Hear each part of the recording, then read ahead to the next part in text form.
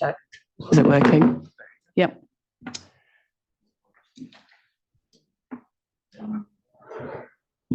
All right.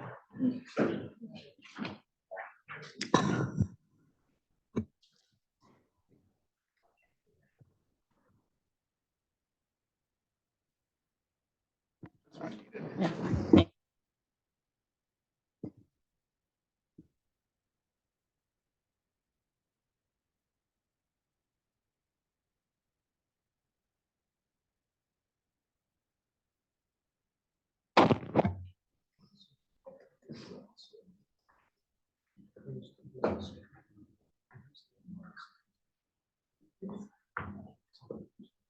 Are we good with sound? Yep, all good. Okay. I think we are at that time of the morning where it is 9:30, and we are going to call to order the February meeting of the Employment Training Panel. And I am going to switch over to staff to do the roll call of the members present. Thank you very much, Chair. Good morning, everyone, and thank you for attending the February 2024 panel meeting. Before we begin, there are a few housekeeping announcements before I go over roll call. If you are here in the auditorium, in order to avoid a persistent disruption of the proceedings, please do not stream via mobile device or connect to Zoom platform, as it will interfere with our recording and sound system.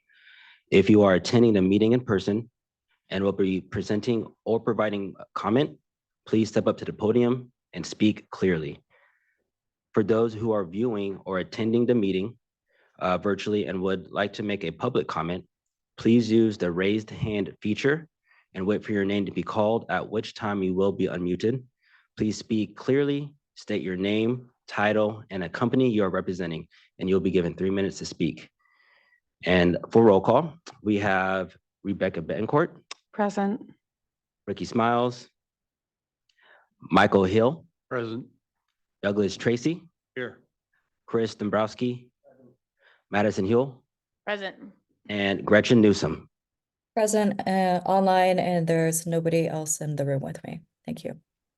Thank you very much. Also present, we have Jessica Grimes, Executive Director, Peter Cooper, Assistant Director, Jaime Gutierrez, Chief Deputy Director, Michael Cable, Staff Attorney, Tara Armstrong, Chief Deputy Director of CIO, and Chair Betancourt. We have a quorum. Fantastic, thank you. I think for everyone in the room, just so you have an understanding of what is going on, we do have one panel member attending virtually. So Gretchen will be on the screen as she's talking, but listening the rest of the time. We do ask, and you may find we interrupt a bit more when up at the microphone if it is not possible to hear on the virtual end, that staff will interrupt and ask to speak closer to the mic. Just so if you're interrupted partway through, that is the only reason. We just want to make sure that it's clear for Gretchen as she is on the end of the Zoom line versus in person. Thank you. All right, so we are now moving to agenda item of the approval of I'm going to say it is, I've got the wrong month here, February panel meeting agenda. Do I have a motion? Motion to approve the February agenda. A second? Second. All those in favor say aye. Aye. Hi. Yeah. Thank you. All those opposed who say nay. Any abstentions? Do we need to vote? Was the motion, so we need a roll call vote even on the agenda? Okay, roll call vote. All righty, we have Chris Dombrowski, Madison or Michael Hill, Aye. Rebecca Betancourt, Aye. Douglas Tracy, Aye. Madison Huell, Aye.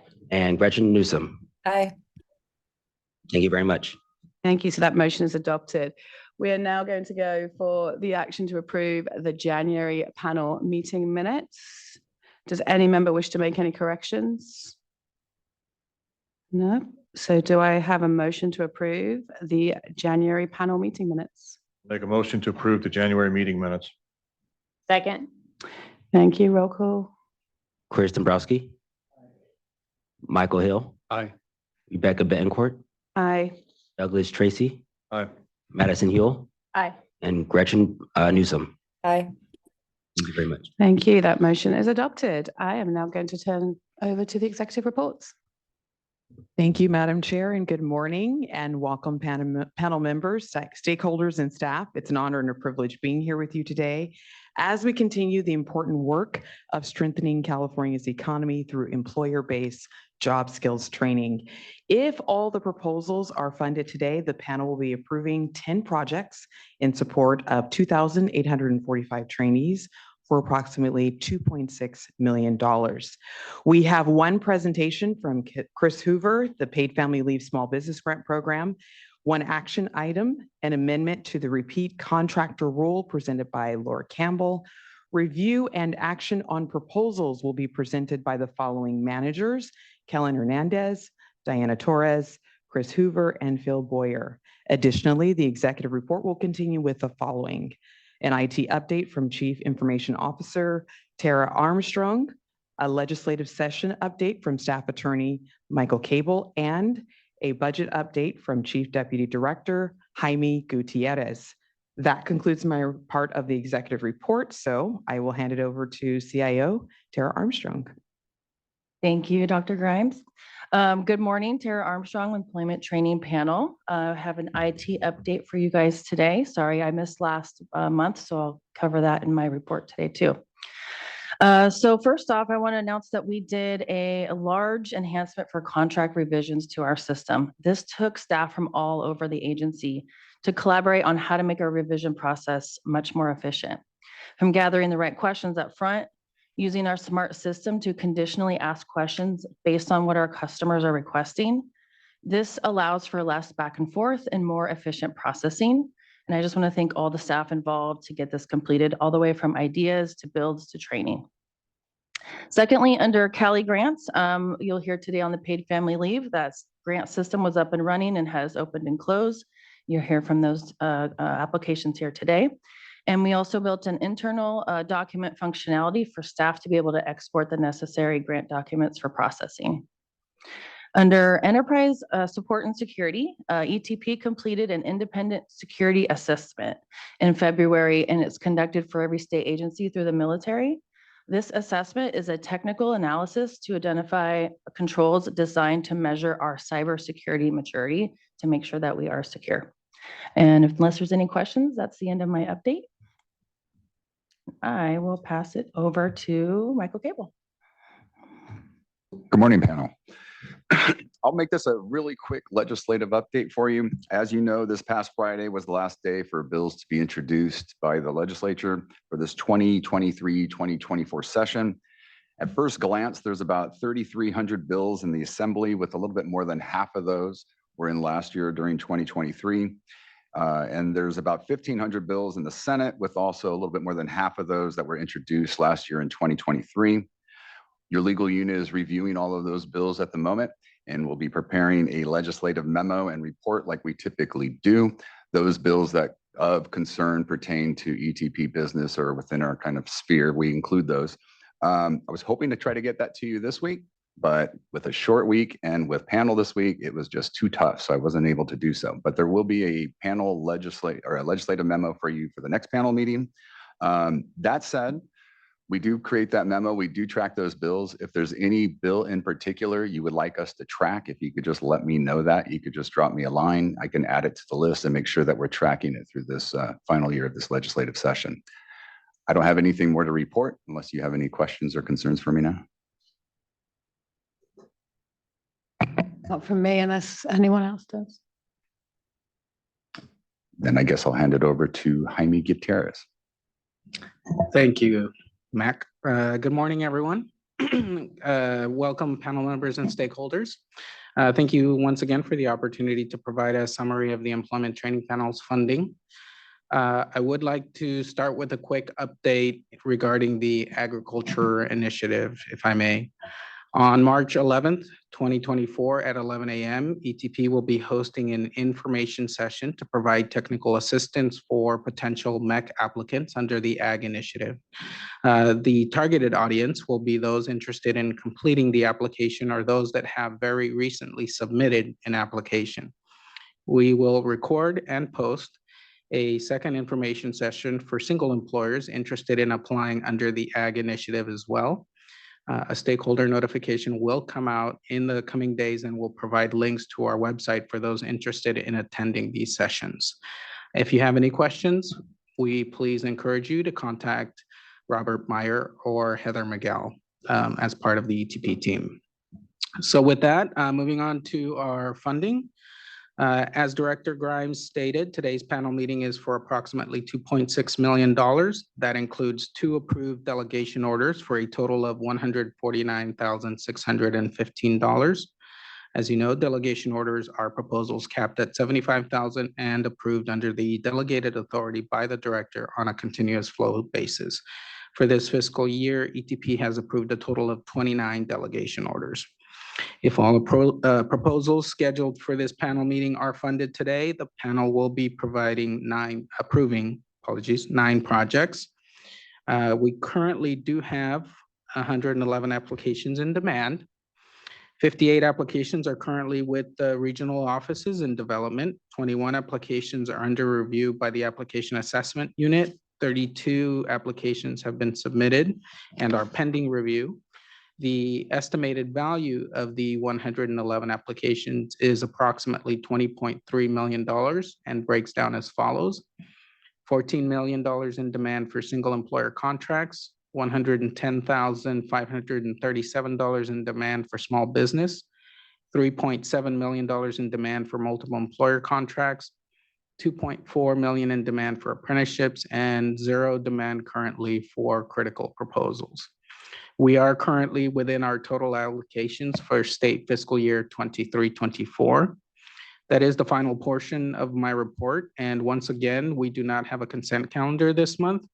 So unless there are any questions, I will turn it back over to you, Madam Chair, for the next topic on the agenda. Anyone have any questions of Jaime? No? Okay.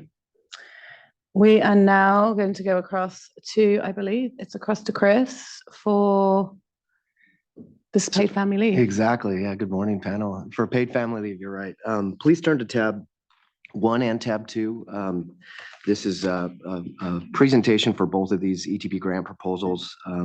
And just to give you guys a little background around PFL, the grants description in general is the grants funds will be available for entities like chambers of commerce, community colleges, and professional trade organizations who are well positioned to outreach and who demonstrate a strong pre-existing relationship with California's small businesses who are being impacted at least by one employee utilizing the PFL program.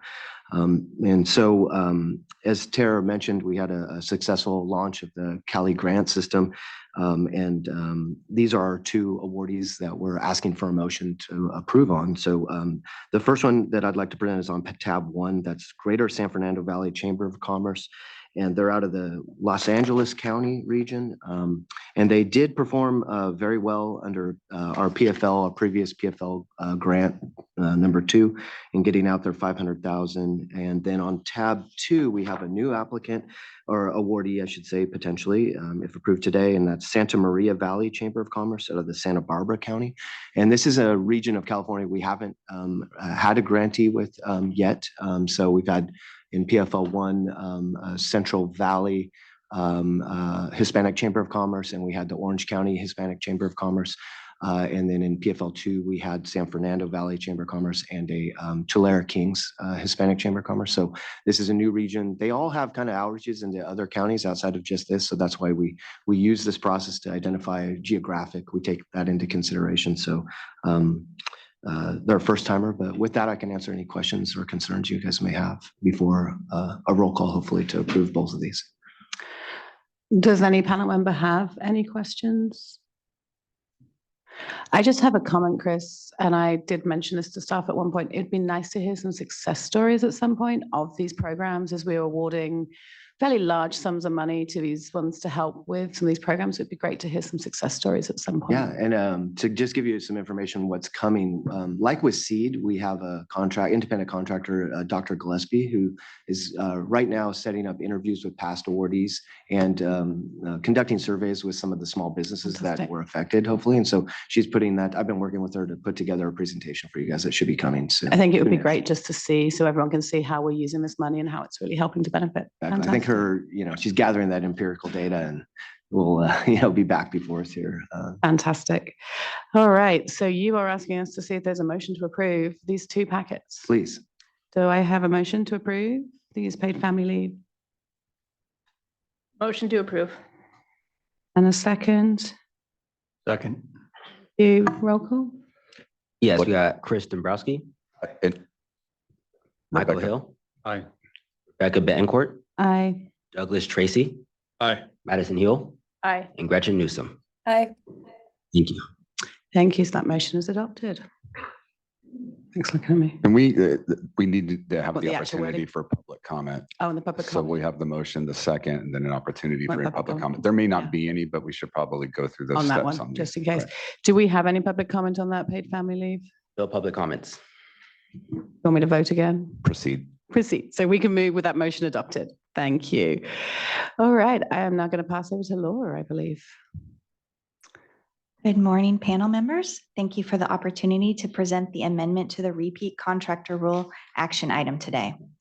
The policy committee discussed this topic at the December 2023 meeting and decided to recommend an amendment to the repeat contractor rule as stated in the memo you see before you. ETP staff is requesting motion to approve the recommendations of the policy committee to amend the repeat contractor rule. If approved, all contractors must reach 75% actual earned amount on all active core funded contracts before they can submit an application for an additional core funded contract. Additionally, ETP staff is requesting a slight change in the motion that is currently presented in your panel memo. Instead of becoming effective immediately, ETP is requesting to make these change effective July 1st, 2024, to give staff time to operationalize this change and to give customers time to prepare. This means that any application received prior to July 1st, 2024 will follow the current active contractor rule, and all applications received on July 1st and after will follow the amended repeat contractor rule as outlined in the memo. ETP would like to request a motion from the panel to approve the amended repeat contractor rule as outlined in the memo and in accordance with the recommendation of the policy committee with the modification of the date effective July 1st, 2024 instead of effective immediately. Thank you. Does any member of the panel have any questions around this amendment to the repeat contractor rule? Yes, I have a question. That's me. Is the 18 months start? Is it after the retention period has ended? Or after the last invoice, or when? What's the timing? Look at staff here. I need to pull it up. So currently they have to wait 18 months after the contract is executed. And that's going to be going away. After the retention period is completed, when the contract ends? So currently they have to wait. So you execute a contract, you have to wait 18 months after the start date of that contract. And in addition to that, they have to have 75% potential earned. So that's what is currently active today. Okay, yeah, you have to be 18 months into that contract before you can come in and apply again, correct? Correct. And you have to be at 75% I got it. final build So before your application will go through, I think is correct. I was thinking it was at the end, but it's at the beginning. Mhm. Correct, so making sure. currently you have to have 18 months in the new rule. The 18 month is going away. It's just 75% final build. So before you can come to a panel meeting, you have to be at 75% final build. Before Before you your can application gets submit an submits. application. Correct, So before the submission of your application, correct. I'm coming to, it has to be at 75% final build. Give me some more words we needed. I'm looking at that.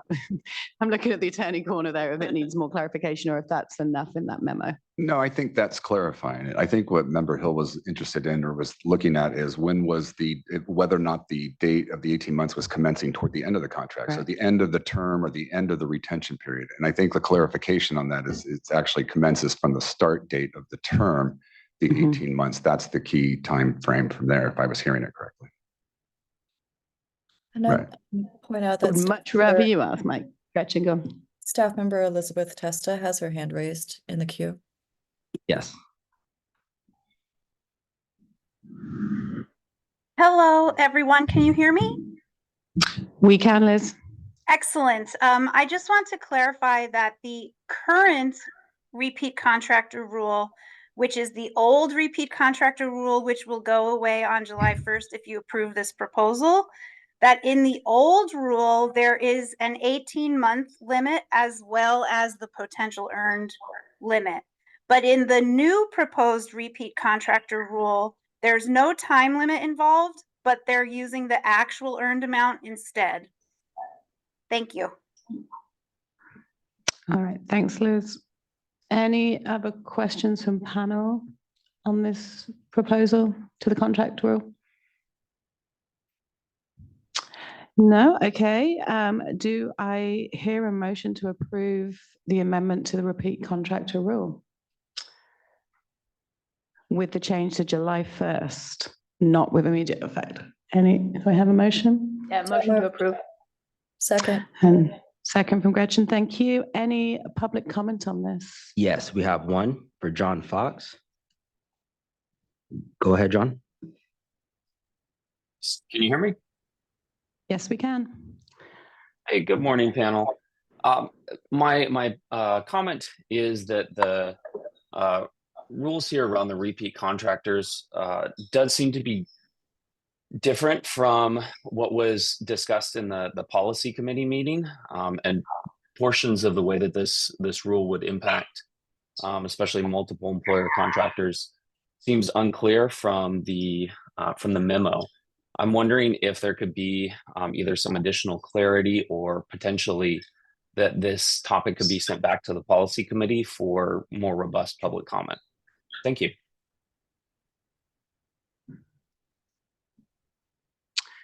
Any other public comment? No further public comments. Any Oh, further? Oh, They put their hand down. they put the hand Oh, down. They brought it back up. Is it up and down, up and down? Thank you, Philip. Go ahead. Yes, sorry about that. It was like, should I chime in or not? Anyway, I'm glad I'm doing it. Just to clarify the quote unquote earned funding, what that means is that someone has completed training, whatever they did, plus 90 days of employment. So when you look at earnings, you're really looking at the full enchilada that ETP requires, not training hours in CEF. So I wanted to make sure that anybody listening or there at the panel meeting understand that's what the rule is. And it's a pretty high bar. I think this is a good change, good policy, and I recommend that you at the panel approve it. Thank you. Thank you. Any other public comment or any thoughts from the panel? So we still have two motions. So we will do a roll call vote. Chris Dombrowski. Michael Hill. Aye. Rebecca Betancourt. Aye. Douglas Tracy. Aye. Madison Hill. Aye. Gretchen Newsom. Aye. Thank you very much. Thank you. So that motion is adopted to the repeat contractor rule. All right, I'm going to hand over to staff for proposals. Okay, we're going to, since we already did tab 1 and 2, we'll go ahead and move on to tab 3 for the single employer contract proposals.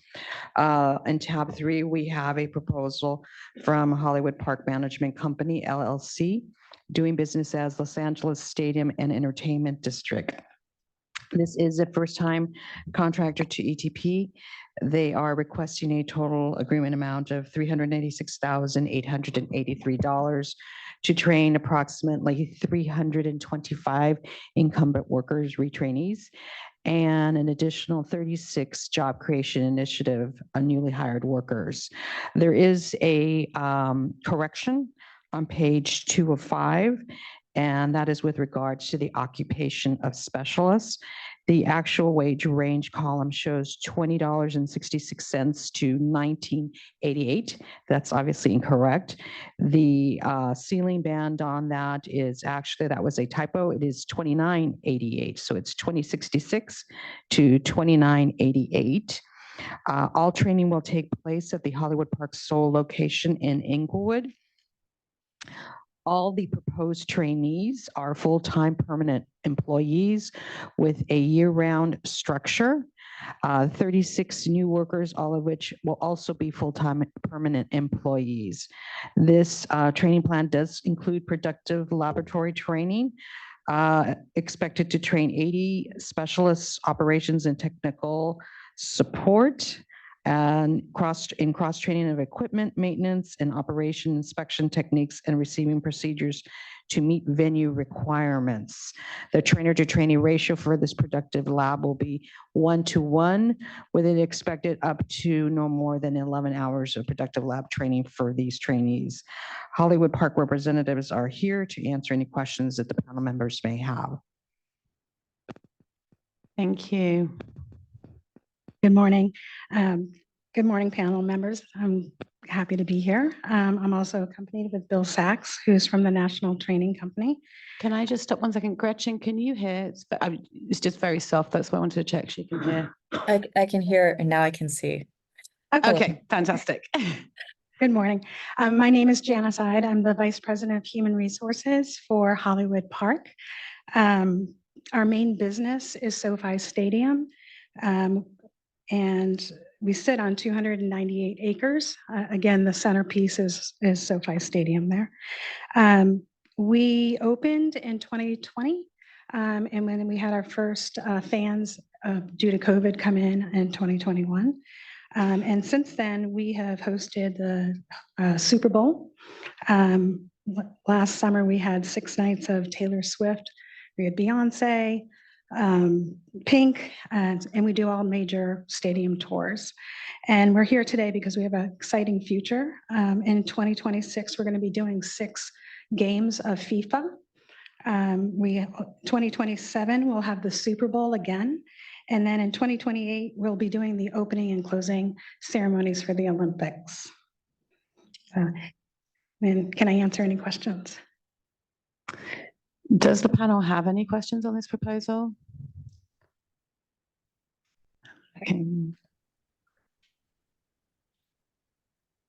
So I have one. Can you just help us understand the productive lab component, the type of training and the technology, or the type of work they're doing when they're training on the productive lab element? Yeah. The simple example, as you can imagine, for a stadium, we have many different roles, but one is golf carts. So all of our employees need to be certified in a golf cart, especially if they're going to be accompanying guests. So we would go through a certification process, which is one-on-one, and then the day of an event happens, the person who is driving the VIP guest into the stadium, they'll have a trainer on site with them or in the cart with them to make sure that they know how to fully operate. So it's really very much a traditional on the job. You've got 2 people working side by side to ensure that they're doing around that. Are there other things apart from the golf carts, or is it all around that one component? Oh, there's many different examples, yeah. Are there more, I'm going to call it more technical than, I look at driving golf carts, I get it.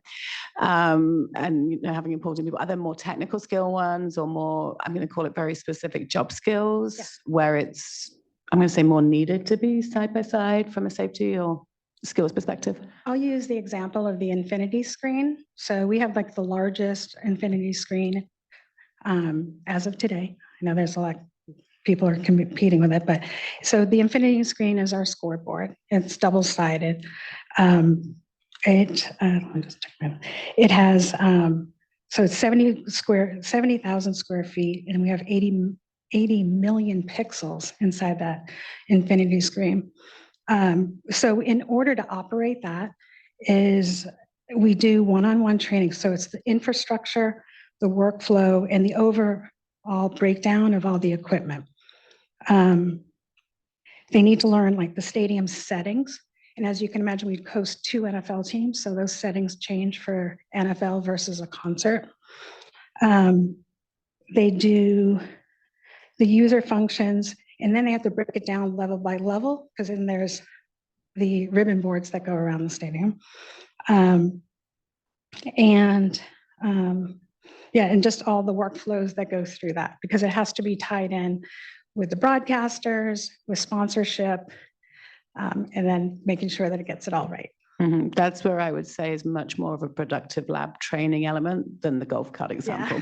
Sorry, I'm just saying, I kind of like look at that. I'm like, that could make a lot more mess ups if I press the wrong button. Yes. Not that my driving safety is not important, but those mess ups on that, the justification for productive lab is much stronger there than that golf cart driving in that way.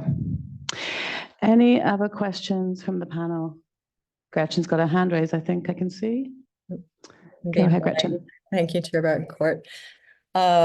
Going back to productive lab, it's my understanding though that typically productive lab is used by our contractors when there is in essence something produced of value to the company.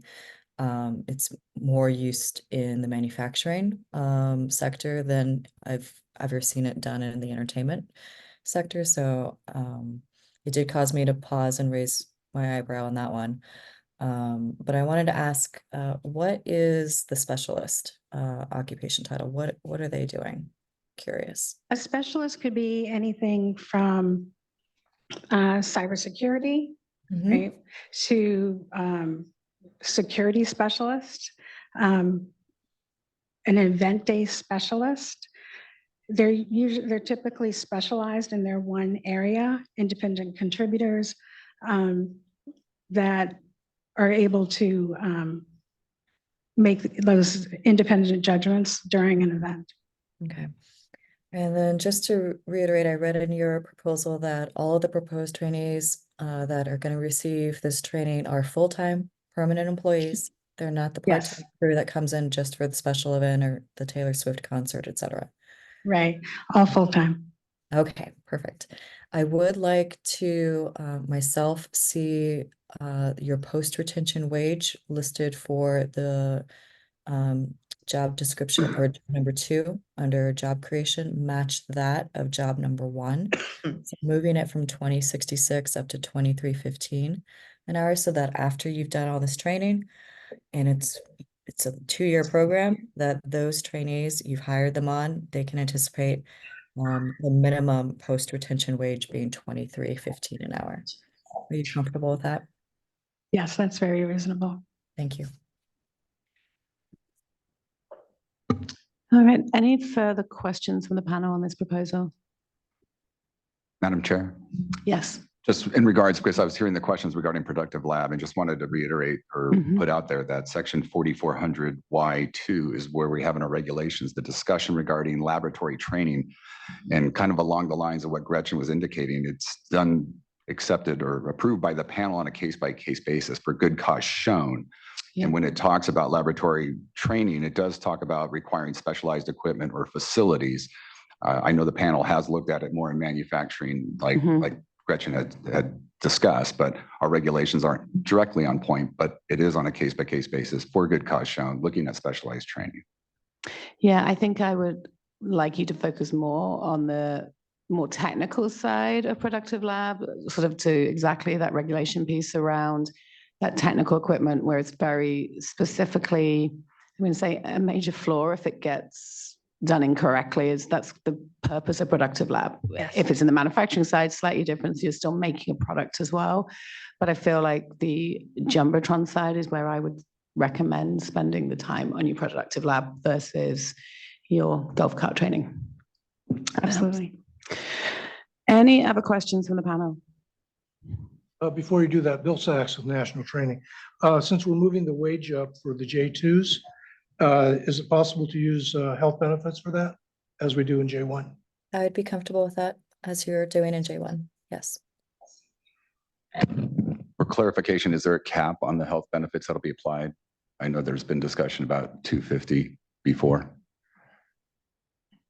We're assuming the 250. Yeah, Yeah, that's what's being used on this one, I think. On job group one, it says it's up to 250 per hour on job group one. Right. So up to 250 again on job group two. Okay.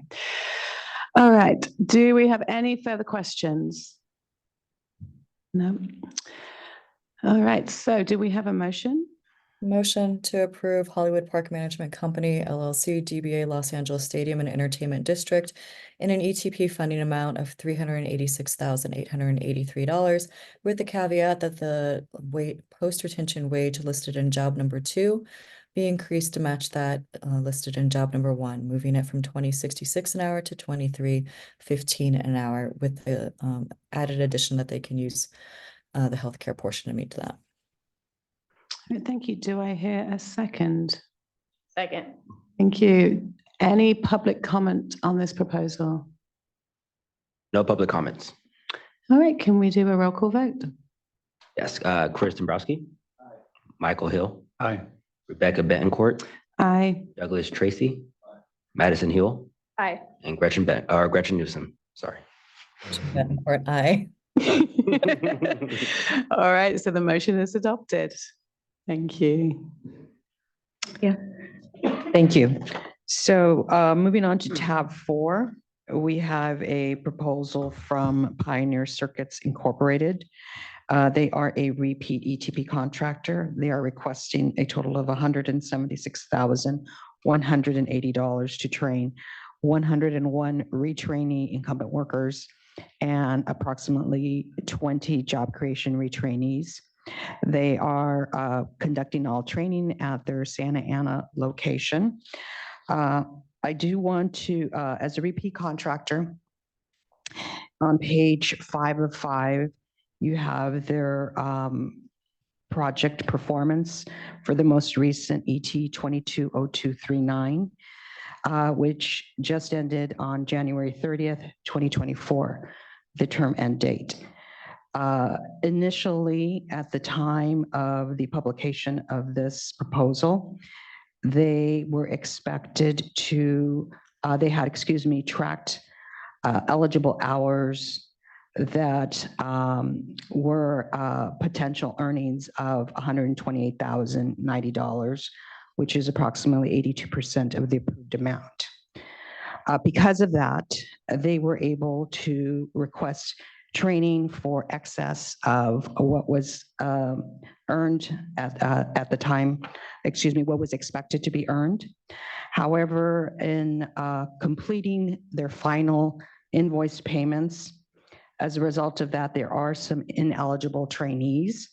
So the number of expected potential earnings has moved down to a percentage of 61%, equivalent to $95,808, which means that per panel policy, this would be right-sized accordingly to no more than earned. Here to answer any questions that the panel members may have. Could you go ahead and introduce yourselves? Thank you. Hi, my name is Cindy Lee. I'm the HR specialist representing Pioneer Circuits. Does the panel have any questions? So I think as I was listening to this, I was looking at the proposal, looking at your performance currently, what has been causing the ineligible charge or ineligible reimbursements in your prior contract? Because this is a big one. You're coming to us, last time was 84%, you're coming in front of panel, we're at 61%, which is 75% and under, we will right size, which is what we're talking about doing. But I worry that future, if invoices are coming in, ineligible employees, what's driving the ineligibility, and I'm going to say the management of this contract to ensure that you get 100% next time? What's been happening in that last contract? I believe we were trying to train everybody in the company because we had new machines coming in, new procedures, and we didn't really take into consideration who was eligible for reimbursement or not. So going into this contract, I was going to say, from the ineligibility, why are they ineligible? Is it because they're not within your contract? Are they not within the wages? What is causing the ineligibility? It was the wages. So majority of our operators are under the wages. So going into this contract, how are we going to be set up for success? Because it is hard to turn around and say, we're at 61% performance, she wants to come back again. Are we going to have the same conversation in 18 months, 2 years' time, if coming back again? And so I think I just want to know how you're going to set yourself up for success this time to be able to really come back at 100% versus 60, 80% like the last two. I think we'll focus more on training those that are eligible in job 1. For job 2, we are pushing for the minimum wage instead of the 20. Anyone else on the panel have any questions, thoughts? I have some thoughts that. I thought you might. I'm looking up at the screen to my right because I can't see you in front of me, and I'm like, I can't see the side. So I'm looking up to you at the screen. I mean, Chair Betancourt, like we always want everybody to be super successful in what we're approving. And, you know, part of my prerogative as a panel member is to ensure that our resources are being used for high road jobs that pay good wages and that there's wage progression. And what we're seeing here today and what we're hearing through testimony is that their success hasn't been met because they're paying lower wages than what we had intended for these funds to be going to for next time. And before hearing the testimony, I really wanted to see the post-retention wage in job number 2 under job creation increased to match that of job number 1. But it sounds like if that is to occur, then there's likely that they're not going to be successful on that. And I'm of mind of maybe that this isn't a good success story and a good fit if you're not providing and creating good high paying jobs, which should be at that higher amount. So I'm of mind, and I'd love to hear a little bit more from other panel members and maybe from the applicant themselves of would they be more comfortable of removing completely the potential trainees of job number 2 and right sizing this down to somebody else is going to have to do the math because I don't have calculators in front of me, but right sizing the contract. So it's probably going to be like $150,000, which is what they got last time. It's already right sizing because we're at 61% to about 95, correct? Correct. So thank you, Member Newsom. So if we go down to the right sizing of 95,808, so not only in numbers wise, just theoretically, with that removing the whole job 2, if that's the way that was right sized, but even some funding for job 1 as well.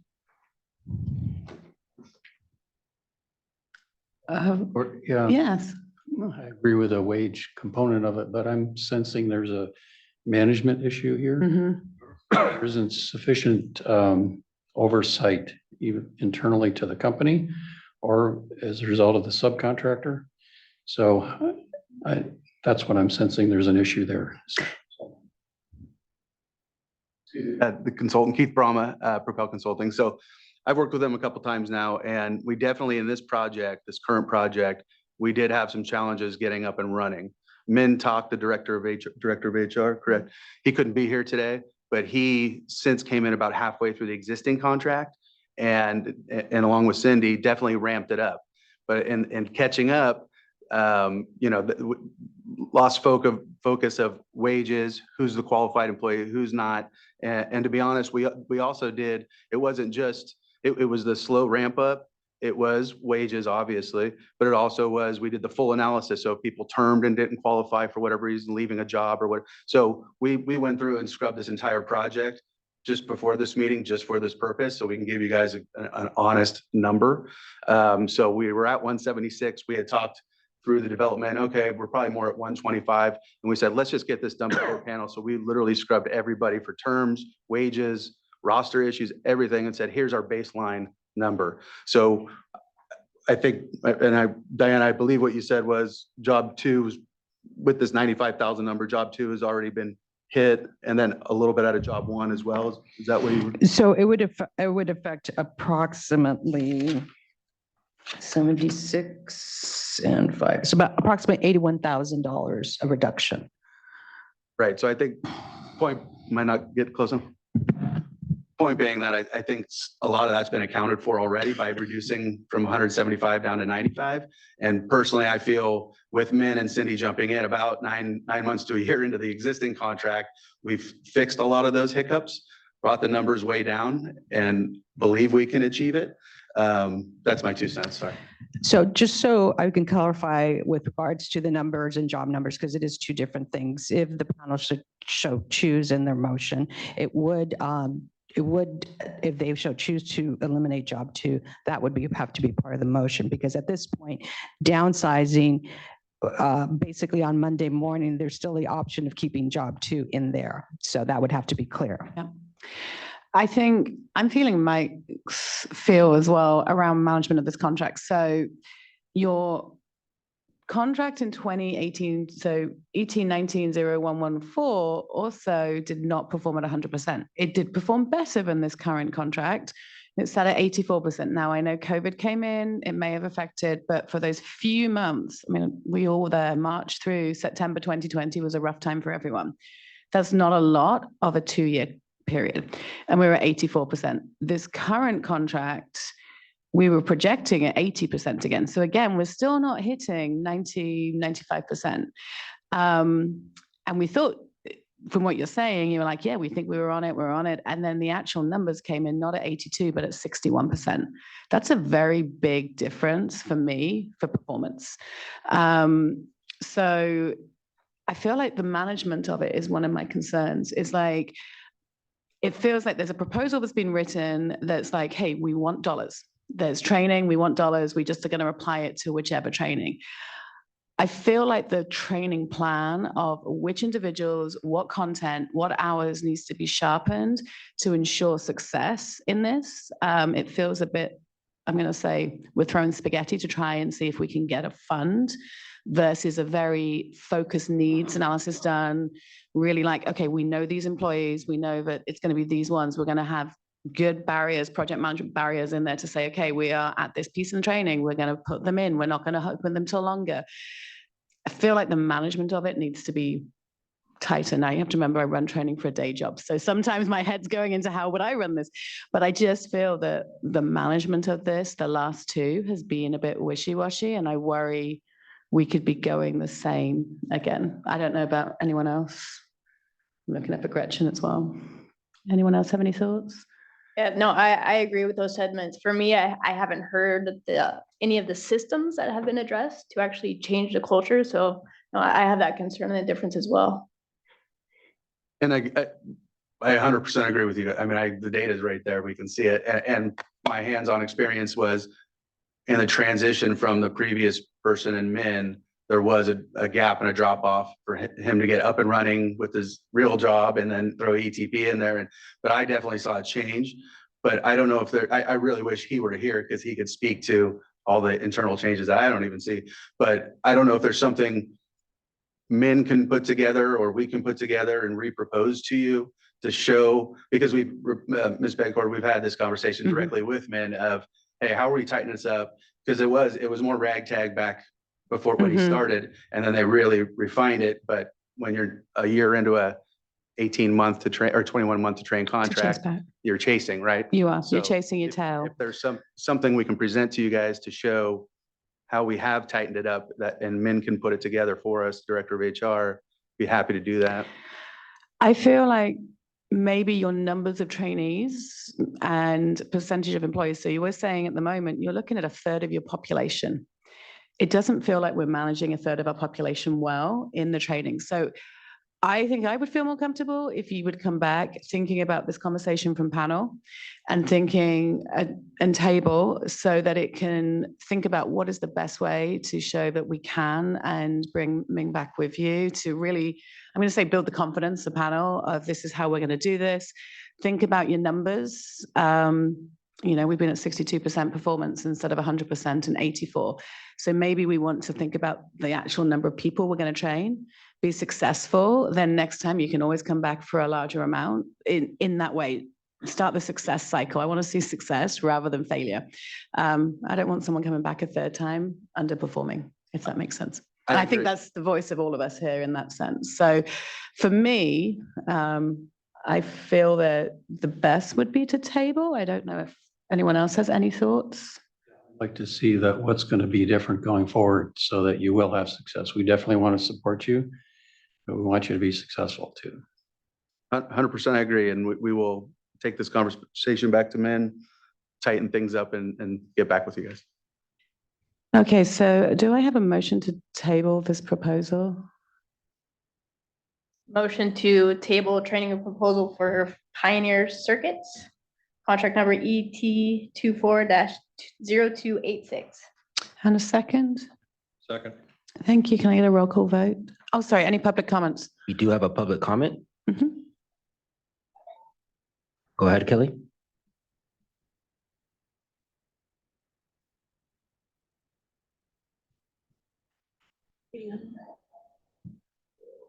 I hear noise, but no voice. I think they put their hand down. So no public comment? No more public comment. Okay, and a roll call vote, please. Chris Dombrowski. Michael Hill. Aye. Rebecca Betancourt. Aye. Douglas Tracy. Aye. Madison Hill. Aye. Gretchen Newsom. Aye. Thank you. The motion is adopted. Thank you. Thank you, panel members. Moving on to tab 5, we have a funding proposal for Traffic Management Incorporated. They are requesting a total agreement amount of $360,000 to train. That's just a round number. It just seemed weird. To train approximately 1,000 of their incumbent workers, which includes 3 occupations of administration, staff, manager, supervisor, and traffic controller. TMI has 25 locations in California. Training will be conducted at all 25 locations throughout various counties in the state. There are 2 unions which represent TMI's traffic controller field employees, which are the Southern California District Council of Laborers and Laborers Training and Retraining Trust Fund of Northern California. Both have submitted letters of support for this training plan. The proposed contractor has also requested the use of electronic record keeping LMS. Staff has reviewed and approved the use of the LMS record keeping system. They are also have trainees which are located in areas of high unemployment. However, they are not requesting a wage modification. Traffic Management Incorporated has a representative here to answer any questions that the panel members may have.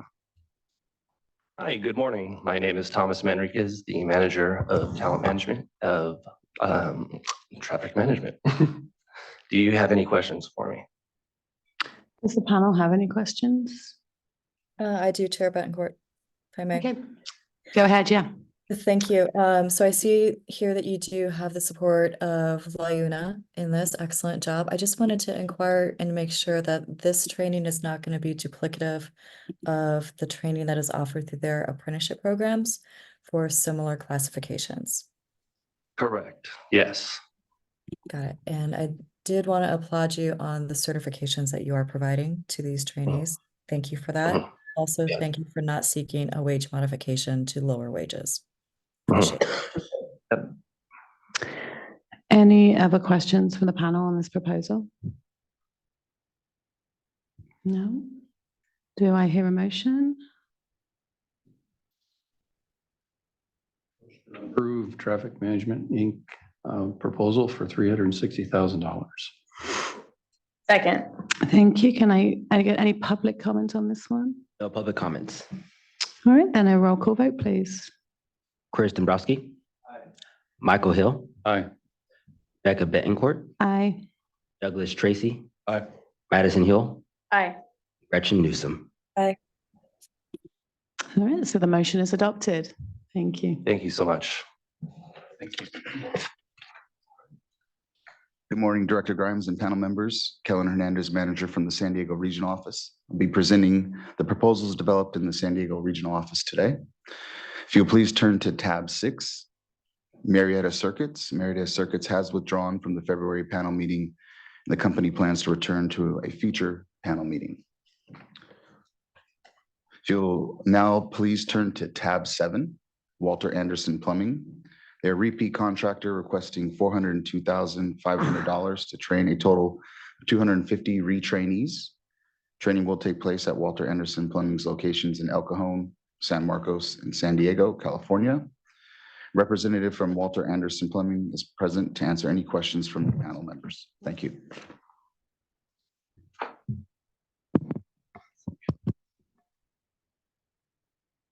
Hi, good morning, panel. Thank you for having us here. My name is Naomi Louie, and I'm here on behalf of Mary Jean Anderson, who is a guest speaker at a women's retreat For women, conference. women in the trades. Yes, Women in the Trade Conference. So I am the HR coordinator. So if you have any questions. Does the panel have any questions on this proposal? I do, Chair Bettencourt, but I can't see if others are. Do you want to, I've got one, but you can go ahead first if you would like to. We don't mind. Thank you. Perfect. So the industry sector under this is listed under construction.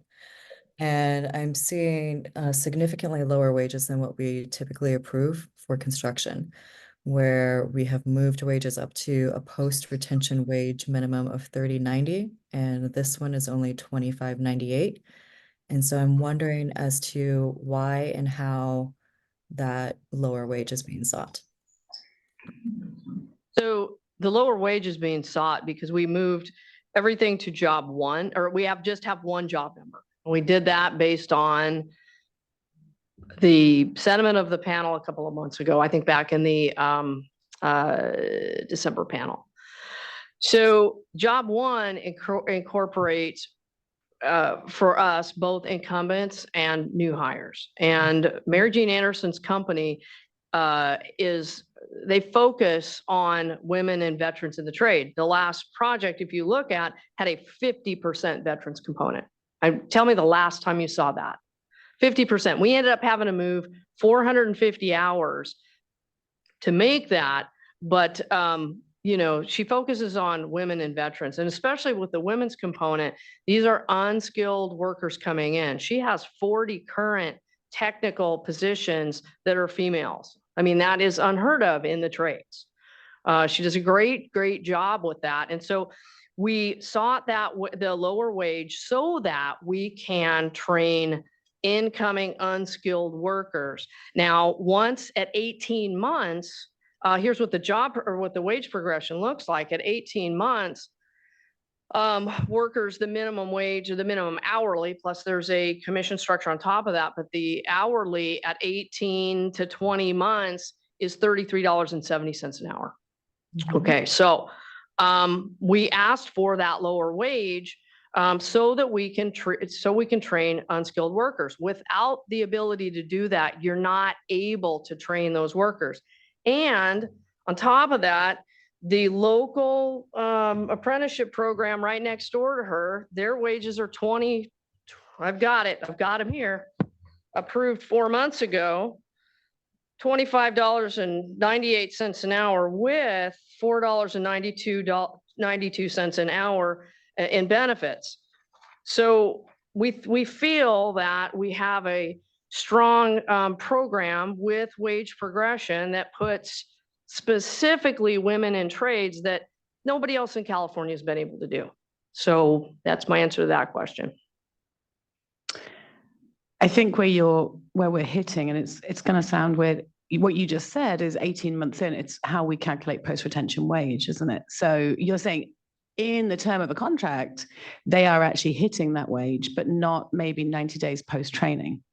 If I heard you correctly, Jill. Yes, and because I came prepared to be able to say, can I do 30/90?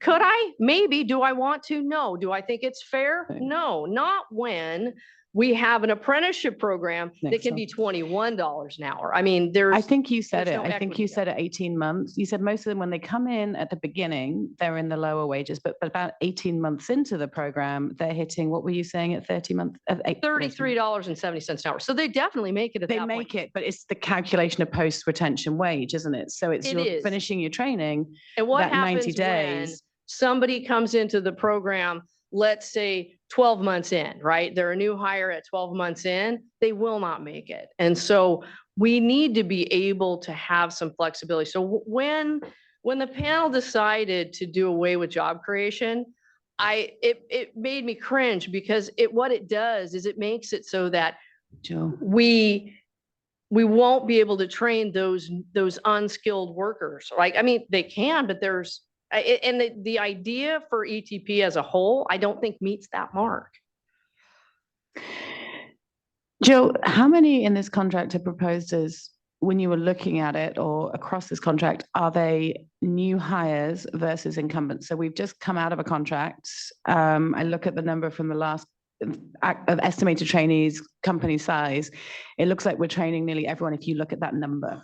So you're saying there's 250 estimated trainees. We've just finished an active contract.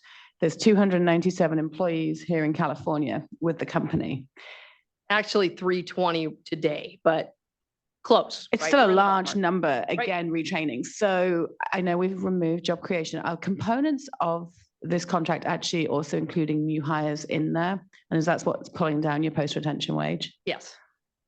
Okay, how many new hires are you foreseeing in this? I know that's that difference of taking job creation, and I think we're going to learn from this in how do we write panel packets. So as we look at numbers and we can then have a better idea, and we may have to make some adjustments to things like the panel packets of post-retention. These ones are new hires versus incumbent, because that's going to affect wages and that piece. So we may get some good learnings from this. So as we think about this, how many of your 250 in here are actually seen as new hires versus, and I'm going to say unskilled versus skilled workers? In the last 7 months, because training stopped 7 months ago for this last contract, right? In the last 7 months, 41 new hires. So I would have to guess in that 250, I would say that probably 100 of them are going to be in the unskilled category. That's another reason why we ask for a little bit higher weighted average number of hours. So you're That's like 250 a about third of their base are new hires and Are new hires. which sounds like a lot of turnover since this is like the fourth contract. Well, here's another issue here with the type of training that Anderson does. They are very good at training, and they are the pickoff point for employees. I mean, their turnover is low, but they've got a lot of other companies, trying to pick their people off because their training is, second to none. I mean, they actually, they do a great job with training. I mean, it's one of those things that if we could replicate what Mary Jean Anderson does across the state with women, that's what we're trying to do, right? But nobody else has more than like 2, 3, 4% women in the trades, and she's got the recipe to do it. Yeah, and when you read the proposal, this, what I would call meat around who this program is, who's it affecting, is not in there. And I think that helps us when we're looking and we're like, hey, we're looking at this number, we're looking at these pieces. It's great to hear, but sometimes it's nice to also see it in there. Just like when we talk about veterans and hiring of veterans, and that side of it is exactly the same. And I think we've asked this of apprenticeship contracts as well. And like, what are you doing to help with the trades, with the women, with the diversity. So it's always nice to see it within the panel packet. Does anyone else have any questions? Gretchen, any more from you? No, I've been consistent on this. I want to see for the occupation titles of installer and technician that are doing construction work, the post-retention wage to be moved up to $30.90 an hour, with the benefit that you can use the healthcare benefits to meet that wage. That's where I'm at. I understand that, Gretchen. Why is it then that we've got an apprenticeship program in the backyard that needs to make 21 bucks an hour? Why is that? That's not consistent. So, Jill, without having what you're looking at in front of me, and it's right here. I can give you an ET number. Thank you. So I'm going to assume that that is a 4 to 5 year program, apprenticeship program. I'm going to assume that you can also see the wage scales as they're moving up every semester in their wages. I'm going to assume that when you said plus the healthcare of the $490, that you understand that that healthcare benefit is added onto their check. So they have their base wage and they're not having the healthcare benefits reduced from their wage, as is what is proposed in this. Your ability to go and use the healthcare benefits subtracts from the post-retention wage. We didn't ask for health benefits. We didn't. That wage of $25.98 is straight. Okay, perfect. Their concept though is in addition to that. So that is a benefit on top of the wage of what they're receiving. And then they have wage progression guaranteed. I can take a look at the last time that you came in and were awarded a contract. The post-retention wage last time was $25 an hour. So this is the next time, 2 years later. Now the post-retention wage is 98 cents an hour. So that's a 98-cent increase over 4 years. I'm a stickler for $30.90 for construction. That's where the industry is, and that's where I think it needs to stay. But I've got 3 of them here, Gretchen, approved 5 months ago that are not. One at 17.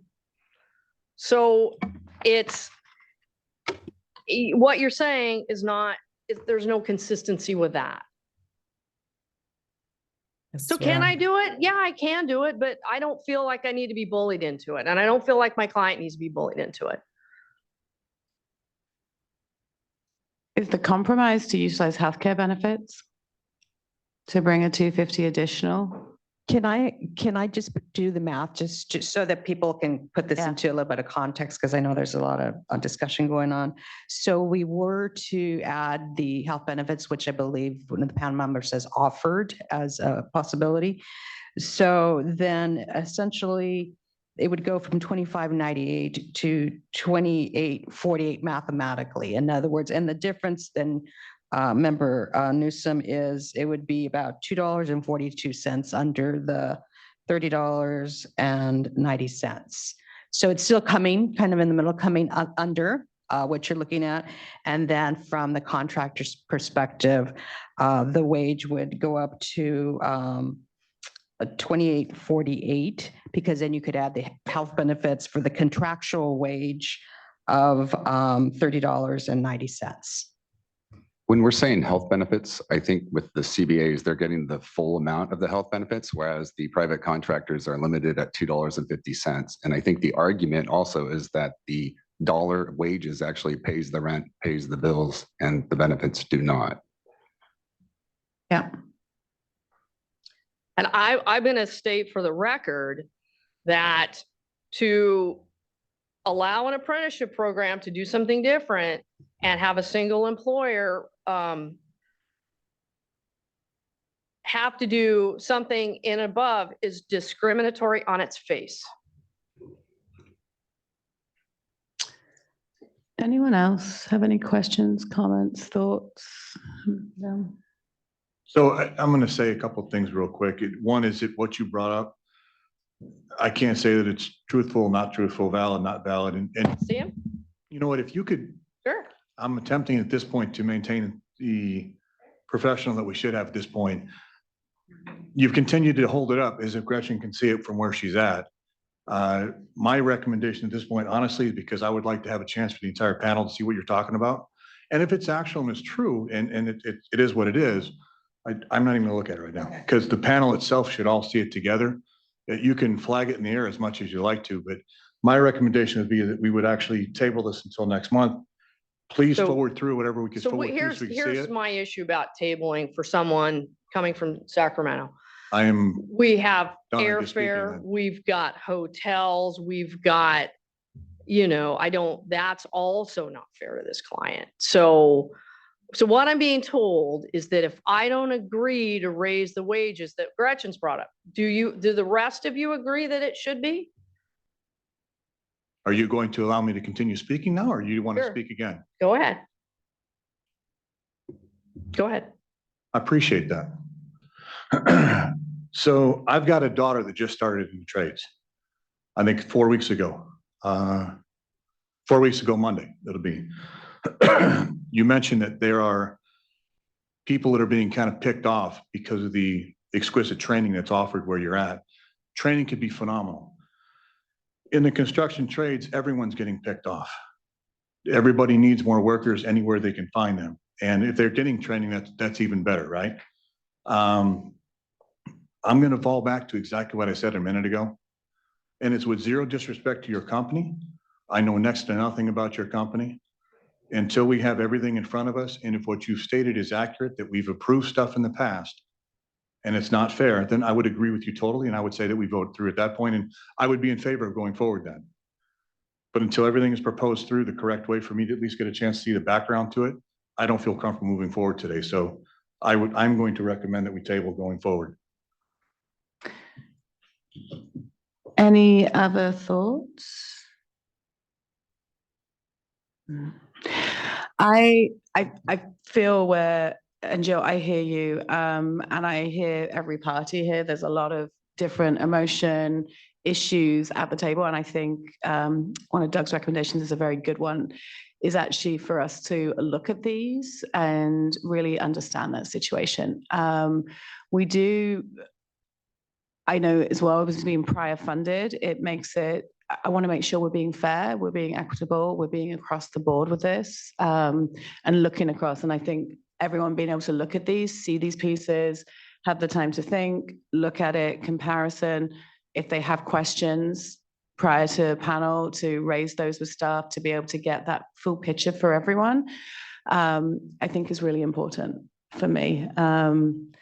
Because I agree, I think if there are things that are out, I'm in the same place as Doug on that. And so I think we do possibly have to look at tabling, really get the ones that you're mentioning, Jill. I need you to actually tell me which ones, rather than us having it in paper, which contracts you were looking at. Oh, you have them. I printed just the first 2 pages of the 130. So we be have obvious the, when you because look I will at it. need those ones. We'll want those ones on record for us to know the exact ones to reference when staff look into this and others. I mean, the reality is that I looked at everything in this industry that was approved about 4 months ago, and it's really all over the board, right? I mean, there are a couple at 3090, but they're all over the board.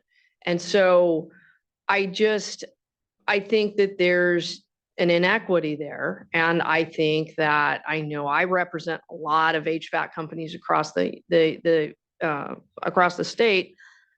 And I know that there is no apprenticeship program that equals what a residential HVAC contractor does. I think that needs to also be said. We tiptoe around it, but there is that they've got to train their own.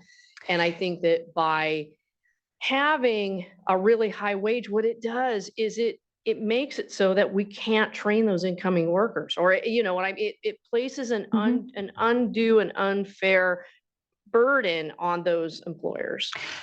Totally, Joe. And I respect I'm going to say the deep depths you've gone to highlighting this to us as a panel, and being able to take this to look at. I also, I'm going to say, consider looking at a non-traditional apprenticeship program as well. You can look at registering under, I'm not going to go into the politics behind it, but there is that element and that perspective as well.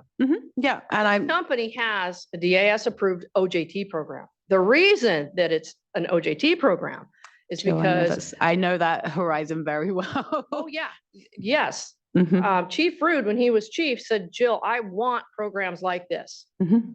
I want to approve this, but if I do, it's going to get voted off the island.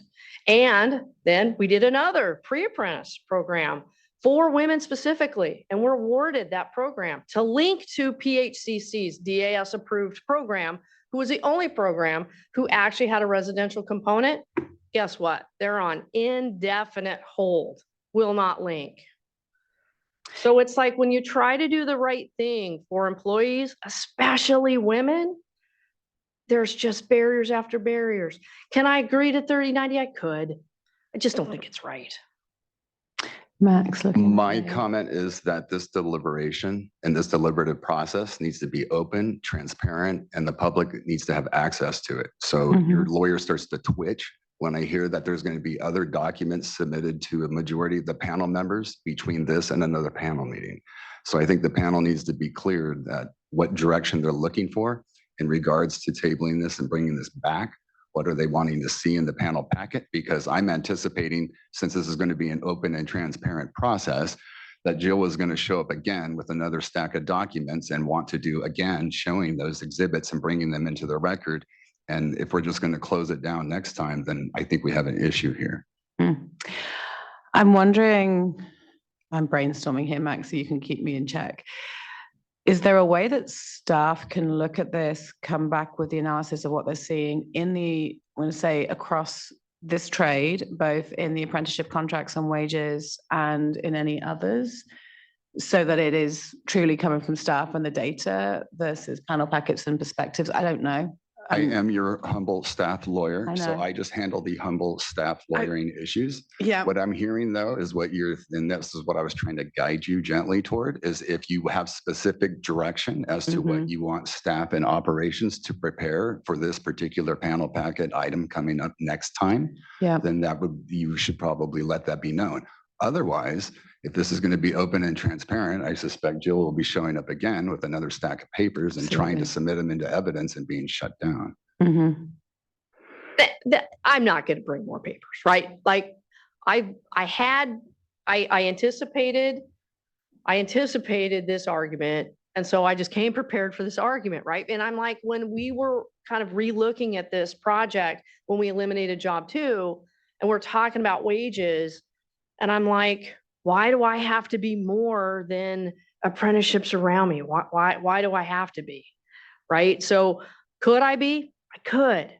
What it is going to be is that if somebody comes into this program at 12 months, they won't make that wage. So even in the current contract, which was far over, I had about $55,000 worth that didn't make the wage. And it's because they came in, they trained very quickly, the retention started quickly, and then they just didn't make the wage, right?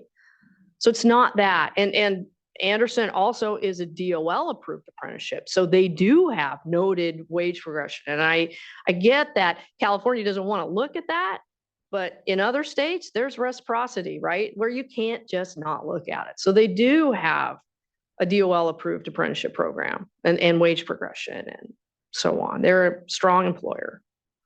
So Jill, that is getting to what I want to see though for construction specifically on this one. So I'm not talking about the support staff, the team leads, I don't think, and the comfort advisors. I'm talking about the installers and the technicians that are doing the construction work. I want to be able to see the wage progression. And if they can't meet the post-retention wage of $30.90 after a 2-year program of training, and you're saying that they're trained really quickly, tell me where they're at. I want to see what's going on in this industry. Okay. Because I'm seeing elsewhere, $30.90 in construction is like a high road job. Like there is wage progression. We can see them moving in that regard. What I can see from this contract, the previous contract, and the previous contract is a lack of that wage progression on the post-retention wage effort. So that's what I want to be able to see when you come back. Myself. So I will also say that in December, I had 2 light companies, smaller companies, and I prepared them for job 2. Coming up front, I said, if you can't do a wage increase. Don't say you can. Both for brand new, first-time contractors, scared to death and just goes, yeah, we can. And I'm sitting here going, I know you can't, right? I know you can't on your job twos, right? And so I think this is a big issue. And I am hearing, and Mike, I think you had something to say. Do you want to say quickly? Or do you want me to get whichever you want to? Quick, but my question is, what's the risk of approving this and then doing our homework later? Because I think this is a bigger question.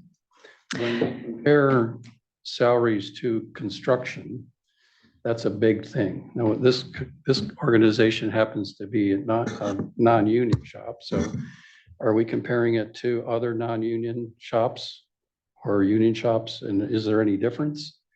So I don't want to like categorize them incorrectly. And so I'm just wondering, and I think there's other discussions that need to be had. And I kind of have a comment to build on that. I'm hearing multiple phrases, and this is where I'm wanting to make sure we're really, really clear. I keep hearing post-retention at the end of 2 years. That is not the post-retention wage progress from an ETP perspective. I'm looking at stuff to check that the post-retention is that 90-day wage post-training, not at the end of the contract. And so I feel like there's a lot of different words, terms being thrown around here. And when I think about this, and I'm just brainstorming out loud here about whether this is the way to think about this, do we need to go back and look at your wage occupations and look at the wage table and look at the hours of training and call out, you know, how we have job group 1 and we've just bulked everyone into one? Should we be looking and saying, okay, here are the installers, this is their hours, this is what the wage will be? Part of me, I would love to see this in more contracts, because that bulk of bulking everyone as one hourly wage and then averaging pains me, because I know the laws of averages.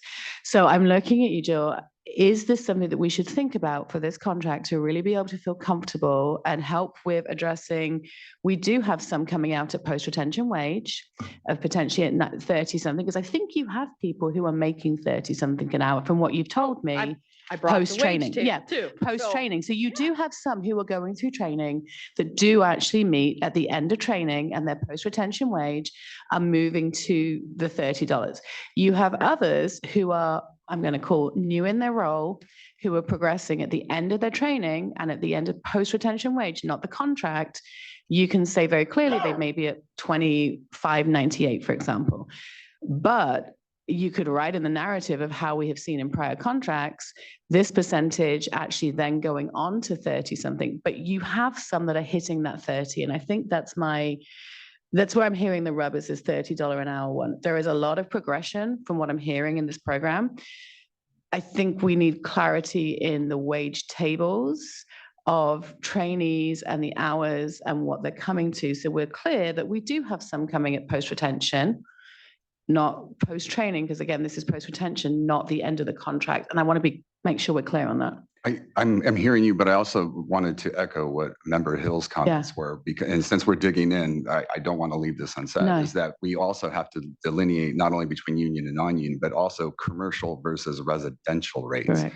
Because a lot of times when we're leaning into the prevailing wage rate, if you read the top of it, it says commercial rates. So, and there's a distinction there. So since we're digging in, let's add that to the mix too. Yeah, I feel like that maybe what we, as much as I feel like really putting this together into one and being very clear on definitions and clear on wage progressions, which ones are truly at that post-retention of the 30 versus the 24 or 25. This is why job 2 is kind of critical, because if we had a job 1 and a job 2, I could say, yeah, I could agree to job 1 being 30.90. Sure, I can. And job 2, as a new hire, having a reduced wage. And another, when we try and make job 2 have to equal job 1, you're kind of defeating the purpose of being able to have that unskilled worker come in and get trained up. And one of the things that I've said before, I said in a policy meeting, if you want to see wage progression, do it like you did the HWAFs, where it comes in and you want to see a certain amount increase over the course of the contract. And I think job creation has both sides. And we've had some conversations with staff on this about how is it going to look in the future as we look at numbers, as we look at those pieces. This is almost, I hate to say it, the learning curve that we're going through with that change. And this may be a really good example one to use to show how to identify this in panel packets for future contract holders, panel packets, because it is the complexity of new hire versus non-new hire versus, and so we no longer have job creation. It was a long-term pilot, but how do we now address that where we have unskilled and skilled, and use this, Jill, as an example of how we can really make it clear to all through that avenue. I don't know. Thoughts, anyone else? Not clear what we're proposing. Yeah, well, what are we doing? Other than we've said there's a lot to talk about. There is a lot to talk about. I think what I would like to see, and I don't know, I would really like to see the thought behind the job categories in helping to address this, I'm going to call $30 number that is being used. We have some that you've told me that reach the post-retention wage of 30. You have others who are lower skilled, who are coming in, progressing through. By the end of the contract, they may be at 30 something, but at post-retention of the contract, they are not. So it lowers your entire wage by putting those in. So I think for me, Does for a subcon or for the administrative end. Somebody comes in low in the beginning and is low and they hit their 200 hours because they've trained. What we have to do is we have to say, wait a minute, they can't quite hit 200 hours and wait till the very end of the contract when their wage is up and hit one more training so that they can do it. So it's really kind of manipulative of the system. Exactly. And so if you could tell me in the training plan table, here is job group 1, this is the occupation, this is how many we're going to have, this is what the average wage post-retention is. Then the next job, this is the wage post-retention, average number of hours. So you know, and you've told us, Jill, you have technicians who are up at 25.98, they're new hires, they're unskilled. By the end of that post-retention, they're not at 30. But you also told me I have ones who are coming in who are skilled. Their average post-retention may be at that $30.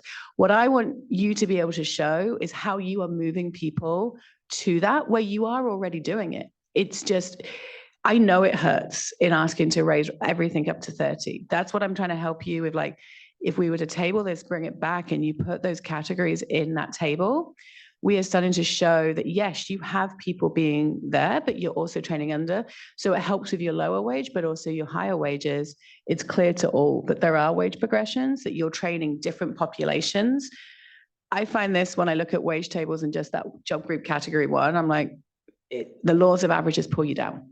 So this, if you can identify role by role, like the average number of people you'll have, you may have installer or technician, you may have 15 of them, 200 hours, their post-retention is 25. You may have a technician whose wage is a group of them, who are 20 of them, say, who are at 30.81. And their post-retention wage would be at 30.81. You're just clarifying that in the packet. So we're showing that progression, and you're just showing there's different wages that people are meeting to. A bit like job group 1 and job group 2 used to do. It's just more granular in there. I'm not sure if that would make people we feel. put together, staff often ask for a wage table to say how many people are in a $5 increment, right? Like we do that, right? So I know how many technicians and how many installers are, in the different wage bands. I can tell you that. I can tell you how many people I'd be concerned that the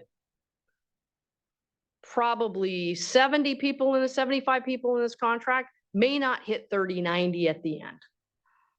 The balance of them, I think will. In fact, I know will. Because again, once they're fully trained between 18 and 20 months, their hourly is 33.70. So I just, I'm not exactly sure what you're asking me to do. Go. I propose we approve this contract because I don't think it's a contractor issue. I think it's our issue to do a little bit more homework on. Is that a motion? Motion. Anyone else? Do I have a second on it? I'm gonna go ahead and second. I think I just agree. I think this, we've talked a lot about this. We've heard a lot from the contract about how they're gonna implement this. I think we all have a comfort with it. It's just how it shows up on our table. So I think I can also second that. We can just see how that goes. So I need the approved amount, Mike, I need the, Yeah, the approved amount is 402,500 for Walter Anderson Plumbing. So just for clarification, because there's been some discussion, it sounds Correct. like I'm hearing a motion to approve the training proposal for Walter Anderson that's included in the panel packet for the amount stated, and I'm hearing a motion in a second.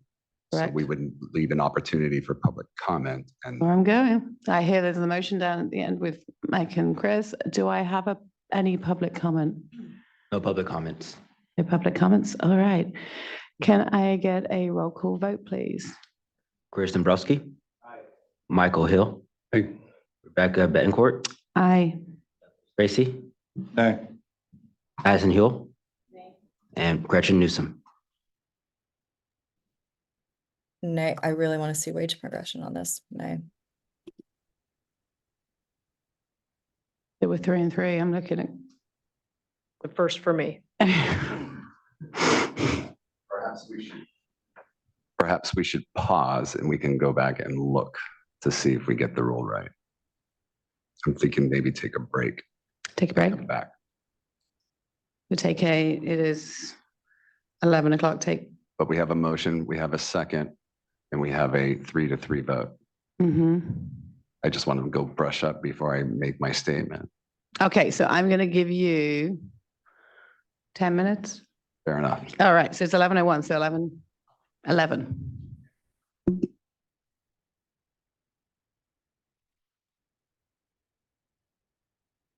Yeah. As long as I get one of them done for sure. All right, we are going to come back to order. So we've had a short break. I'm just going to ask the panel if anyone has any thoughts, changes in motions, vote, any thoughts? Yeah, I would like to propose or withdraw my motion to approve Walter Anderson $402,500. I'll go ahead and second. Okay, thank you. Just for clarity, because I heard the microphone was off there, Member Hill made a motion to withdraw his previous motion, and Member Dombrowski seconded that. So now there's a vote to withdraw that motion to approve. Okay, so we will first ask for public comment of that motion of withdrawal. Any public comment? No public comments. Okay, can we do a roll call vote on that motion withdrawal, please? Yes. Chris Dombrowski. Aye. Michael Hill. Aye. Rebecca Betancourt. Aye. Douglas Tracy. Aye. Madison Hill. Aye. Gretchen Newsom. Aye. Thank you. And do I have any new motions or thoughts from the panel? Yeah, I'd like to propose that we table this one to the next meeting, giving us time to get the details that we'd like to see. Second that. So first I have a second. Any public comment around the motion to table the Walter Anderson Plumbing contract? No? Can we take a roll call vote, please? Chris Dombrowski. Aye. Michael Hill. Aye. Rebecca Betancourt. Aye. Douglas Tracy. Madison Hill. Aye. Gretchen Newsom. Aye. Thank you. Can I propose a caveat to this? That the contractor can come online instead of fly here? We already have a motion and a vote. Yeah, I was going to say. Too late? Too late. We'd have to withdraw to, so what were you saying, Mike, to not come in person? I think she'd appreciate that. I can be here. I don't know if that's a motion. Without retracting, go back and. I don't make motions. But I mean, I think the message is received. There's nothing that mandates the physical presence. So whether or not you want to do it by way of motion, then we can. I mean, it's up to the panel members. But I think the message is received as well.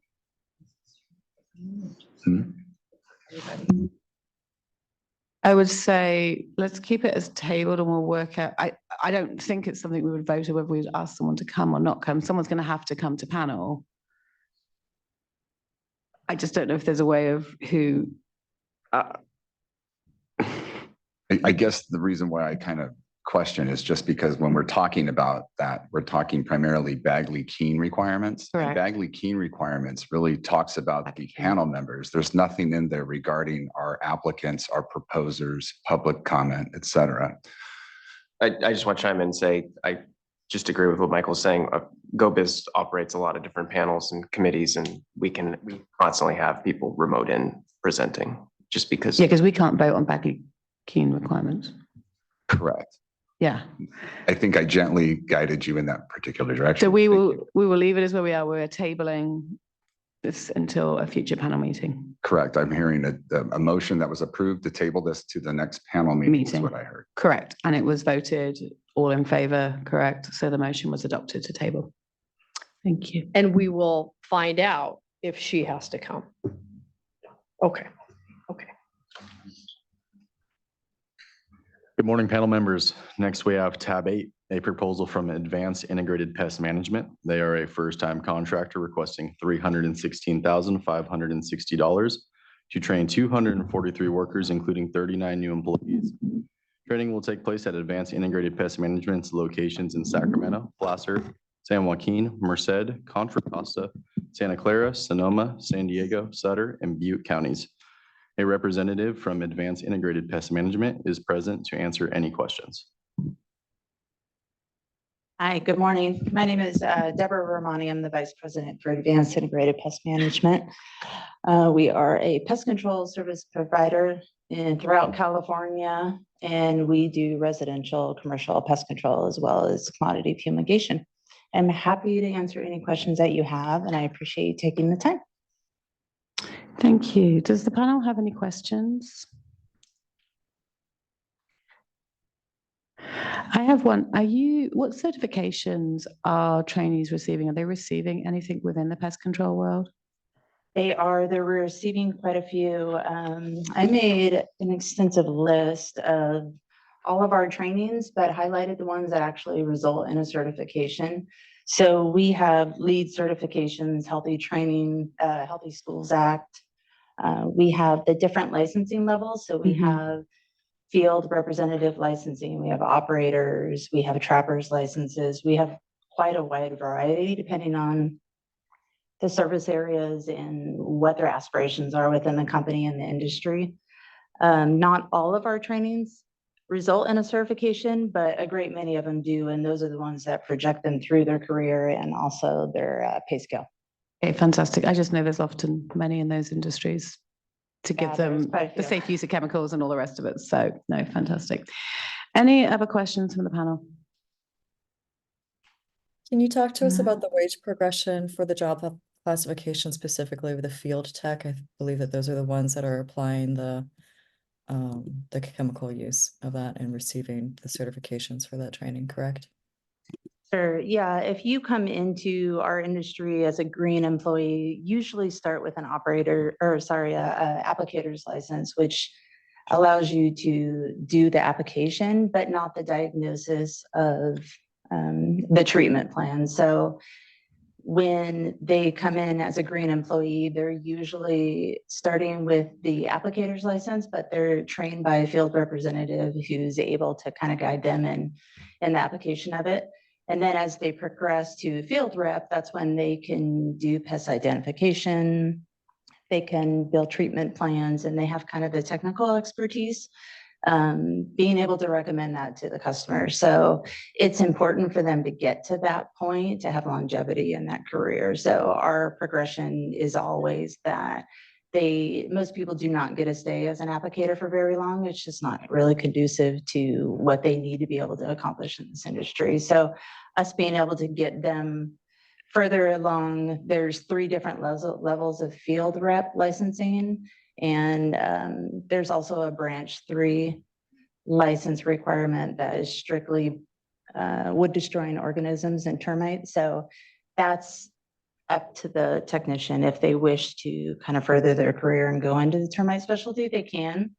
It's not And always required. It's not required, but you offer that to them, that We opportunity? do, yeah, we offer that. We offer a trapper's license. There's quite a few agricultural treatments. There's, it just depends on which area they're in. So if they're in the Central Valley, they're going to do far more than that than they're going to do in the Bay Area. So a lot of it depends on what they want to do in the industry, as well as where they live and what areas they service. So residential and commercial is vastly different too. We don't do a ton of agricultural work at residential properties, mostly at the commercial, the school districts and hospitals, that kind of stuff. So yeah, if they're a commercial technician, they're going to learn far more than a residential would.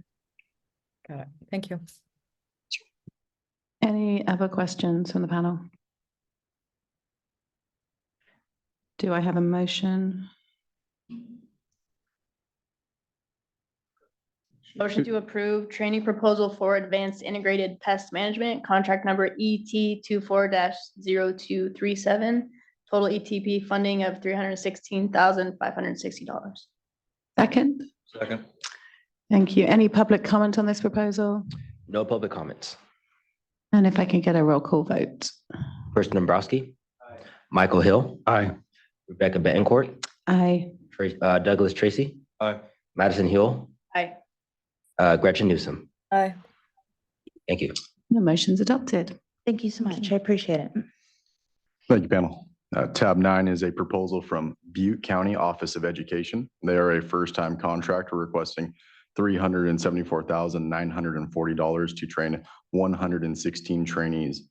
Training will take place at the participating employers' work sites throughout California. Representatives from Butte County Office of Education are present to answer any questions. Thank you. And first off, I just want to thank everybody. I'm going to introduce myself and then give you a quick overview of what we do and a little bit of our project that we're proposing, and then definitely open for any questions, comments. But just first off, excited that you all are entertaining us to be here. My name is Keith Land. I'm the Senior Director for our Back to Work Department for Butte County Office of Education. Butte County Office of Education is a very unique county office of education. We have statewide programs throughout all of California's counties. My program is the Back to Work Department. I'm sorry, my department is, we do transitional employment programs for some of the most marginalized communities in California, getting people right into the workforce, getting them an immediate job, an immediate paycheck, and then helping them upskill into career pathways. So we have programs in 40 counties throughout California, serving people who are homeless, literally living on the streets, getting back into the workforce, getting their first paycheck, people who are coming out of incarceration, veterans, transitional age youth, you name it, we work with them. So what we're proposing, what we've been doing this program, since 2009. And our goal in the program is, number one, give people immediate employment, but then number two is transition them into career pathways so they can overcome the challenge of poverty and not go back into the challenges that they have been facing over the years. So we've worked for years with trades, with different apprenticeship programs throughout the state, transitioning people into partnerships to get them into sustainable careers. And we've seen the importance of that, number one, and how that helps people get out of their state of challenges that they may be facing while they're in our program. And so we've, over the last year, we actually just registered our program as a pre-apprenticeship program with DAS, and are currently working. We have 3 occupations right now that we have it under, but we are currently working on adding several other additional occupations. Just got a few grants from the Chancellor's office to do that. work as well. So this project will help us elevate that training to really help transition people into sustainable careers. We plan to provide this training throughout the entire state that we're working with. Again, we work with 40 counties. We serve roughly 5,000 people on an annual basis. So we went very, very conservative in our application. It's something that we've been looking at for years as far as getting into an ETP to help us elevate the training that we can provide to people that are in our program so they can get into sustainable careers. And again, we also, looking at the wages and where we're located at, we wanted to be conservative there as well. But, myself, I've been running the program for the last 10 years. Extremely passionate about this because getting high wage careers for people who are coming from the populations we serve is imperative in order to stop some of the systemic issues that we see causing homelessness, causing reincarceration, et cetera. So anyhow, I'm very excited to do this. We're looking at, we're currently training people into IT careers, manufacturing careers, automotive careers, several others as well, but those are what the main ones we're including in this application. Hoping to do this, learn this process with our first application, and then hopefully be able to elevate this and train many more people across the state over the next several years. Awesome. Any questions from the panel? I have questions. I'm just curious mostly about how this works. So my understanding from reading, you have a pre-apprenticeship program. The people work for ESE? Correct. Thank you for asking that. And then once they complete that, they go to some other company. Is that correct? Correct. So we contract with what we refer to as Employment Social Enterprises, ESEs. Throughout the state, we have 18 different subcontractors that do the day-to-day operations. County Office of Ed can't employ every single person, as you can all imagine. So we operate with all those subcontractors throughout the state. They are the direct employers while they're in the transitional employment program. And then while they're working with those ESE partnerships, we then provide them training to elevate them into career pathways, either with those current ESEs or with other organizations outside of those ESEs. So they're paid by the ESE? Correct, yes. While they're in the pre-apprenticeship Correct. part, and then they switch over to a full-time company? Is that Correct. the idea? Because the ESE is the employer of record, correct? Correct. Even though they may be working at one of many industries, you're utilizing that ESE so they get the experience in the different areas. Yes. So the employer of record sits with the ESE until they finish their pre-apprentice, so they get that flavor across more. So I've seen it in a couple of programs up on the coast. So just to kind of give a little bit deeper explanation of that is say somebody goes into our program, they get a job within, a week or two, right away get into a job so they can start getting a paycheck. Then they get they'll register into our pre-apprenticeship training. They'll get the training there to go into a career pathway. And then say 3 months in, maybe they're ready to go into that career. We transition them into a different employer. So they will have a different employer. And that what we're working with is many different registered apprenticeship programs to transition them into registered apprenticeship programs, as well as working with employers to become registered apprenticeship programs. So they really have the opportunity to go into multiple different career pathways and not just pigeonhole them into one type of career pathway. Last question, who does the training while they're in a pre-apprenticeship? Who does it? BCOE provides that training. Yes. But how do you do that? When they're across the country. So I think Mike's point is you're based up in Butte, but it's feeling very geographically spread. So I looked at it and I was like, Danuba is a long way from Butte County. And you've got the Central Valley as well. So your piece is, how is the training being delivered? Are they expected to go up there? Are you guys traveling, or are there vendors coming in to deliver training in these regions? Great question. So again, we're with one of the most unique county office of educations you'll probably see across the state. My department has staff all the way down to San Diego. So we have 4 regional offices. Just in my department. We also have other departments that are have staff in community colleges, CSUs, and other education places throughout the state. So we have actual staff spread all the way down to the Mexico border, all the way up to the Oregon border, and everywhere in between California.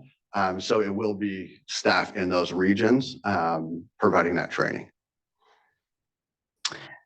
Any other questions, Mike? I do have one, because I'm very familiar with one of them. One of your employers on here is Bay Valley Tech. When I look at Bay Valley Tech, they're a training provider usually, more so than an actual employer. Is that correct on there? Correct, yes. And actually, that's one that we're working with to register as an apprenticeship program. So they have an internship program currently right now. And a lot of those interns are actually Bay Valley Tech employees, and then they would work with other employers to go in, or other larger companies to go in. So they're working with, so some of your employers of record on here are more of that employer of record than they are the actual employer, because that's how Bay Valley Tech does, and that's how Phil does a lot of his. He is the employer of record whilst they're getting that experience until they place out. Okay, so some are that employer of record rather than the actual physical employer. Correct. That's what's happening with Bay Valley Correct, Tech. yeah, yeah. Any other questions from the panel? All right, so do I have a motion? Approve Butte County Office of Education for the amount of $374,940. And a second? Thank you. Any public comment? No public comments? All right, so can I get a roll call vote, please? Yes, Chris Dombrowski. Michael Hill. Aye. Rebecca Betancourt. Aye. Douglas Tracy. Aye. Madison Hill. Aye. Gretchen Newsom. Aye. Thank you. Thank you. The motion's adopted. Thank you so much. Good luck. Thank you, panel. Next is tab 10, a proposal from College of the Sequoias. They are a repeat contractor requesting $462,448 to train 480 trainees. Included in the requested funding amount is $72,718 for the ETP Ag Initiative, serving job numbers 4 through 9. Training will take place at the participating employers' work sites in the College of Sequoia locations in Fresno, Kern, Madera, Merced, Stanislaus, Tulare, and Kings counties. Representatives from College of the Sequoias are present to answer any questions. Good morning, panel. My name is Jorge Zegarra, and I am the director of the Training Resource Center at College of the Sequoias. Good morning. My name is Laurel Garber, coordinator for the Training Resource Center. Thank you for hearing our proposal today. Being the only community college with a multi-employer contract between Butte and Kern County, we play an important role in providing workforce training to the workers in the Central Valley. So we welcome any questions you may have. Does anyone have any questions? Chair Betancourt, if I may. When we first approved this concept of this agricultural initiative coming through for us, we had included a reference to worker voice in the job place and worker representation. And if I could have the applicant speak to those issues of how are you activating worker voice in the workplace so that they have a part of a say their working environment. Just so that I think you're all aware that we are not a single employer, so we don't have direct influence on how the companies as part of the Ag Initiative operate. But we, however, have reached out to some of those companies and asked them for what they have in mind. So I think we have a couple of examples. Laurel, if you recall. Yeah, we have Kings River Packing. They certainly elevate their employee voice just through a lot of employee feedback surveys, open door policies, wage progression, where they want their employees to succeed and to elevate in their positions. So that's one example. Thank you for that. So I'm just gonna look to staff if this is gonna be a continued kind of ask. I'm gonna be asking if folks I'd really like this incorporated into the application. And it's coming back and forth. This is less so the applicant today, but going forward, to see that included in their application. Thank you. Duly noted. Thank you. I do have a question. I'm looking at prior performance, current contracts, etc. Can I just confirm staff, where are we on the current contract? Are we billed at all in the current, do you know, in the current contract? Sorry, I've lost my notes, what happened. In their current contract, we're showing 0 retained currently, and that they begin the process of billing soon. Yeah, the contract ends at the end of March, and we have already submitted about $1 million worth of requests through P1s and P2s. We just submitted a P4 now, maybe a couple of weeks ago. Our plan is to now start submitting P4s and the remainder of the contract. Okay, I always feel uneasy when I see one at 66% on a prior contract. Yeah, that's ET21. I'm glad you asked, because under that contract, we acted in good faith and we heeded the call of ETP and also the governor's office to assist and support our healthcare workers, essential workers. So for that contract, we set aside a large amount of money to be able to assist healthcare workers, specifically certified nursing assistants. Unfortunately, this is through COVID, post-COVID, the retention was horrendous. Even though we submitted about 110% of hours worth of the contract amount, we ended up with a 66%. So that for us was a disappointment and a lesson learned. But again, we acted in good faith, trying to respond to what was needed at that time. That has had a dual impact in our operations because the opportunity cost that we incur, we could have used that amount assisting other employers. But again, we committed to do this. And second is that the contract that we're requesting now was reduced or right size, as you call it, because of that performance. Yeah, I just wanted to make sure, because the Ag Initiative is an important one as well. It's near and dear to a lot of what I do as well. And so I just want to make sure that it's success and that we're supporting. So yes, this was 66% COVID, healthcare workers. There were challenges, but that was a focus. And so for me, Ag is a big focus. It's a big part of what we do in this state. And I know those funds are going to become more and more competitive as people start to realize that there is this funding available. So I just want to make sure we are successful and not seeing a performance on what I would call a priority fund in that way. So as I look at that, just making sure we're on top as we focus on the Ag funds in that way. Any other questions from the panel? All right, so do I have a motion? Motion to approve training proposal for College of the Sequoias, contract number ET24-0309, an amount of ETP funding for $462,448. And a second? Second. Thank you. Any public comment on this proposal? No public comments. All right, can we do our final roll call vote of proposals today? Definitely. Chris Dombrowski. Michael Hill. Aye. Rebecca Bettencourt. Aye. Douglas Tracy. Madison Huell. Aye. And Gretchen Newsom. Aye. Thank you very much. Thank you. The motion's adopted. Thank you. All right, we are coming to that end part of the day. I'm going to look at fellow panel members and just ask if there's any agenda items that you would like to request for any future panel meetings.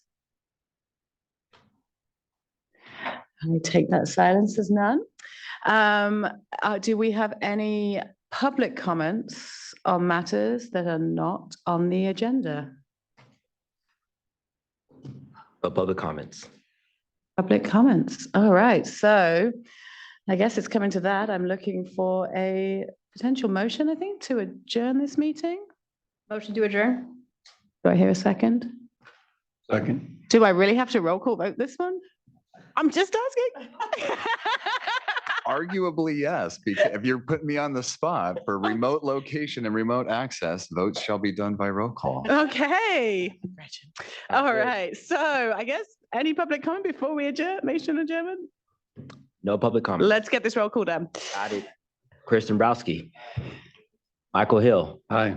Rebecca Betancourt, Aye. Douglas Tracy, Madison Hill, Aye. and Gretchen Newsom, Aye, and thank you for letting me participate.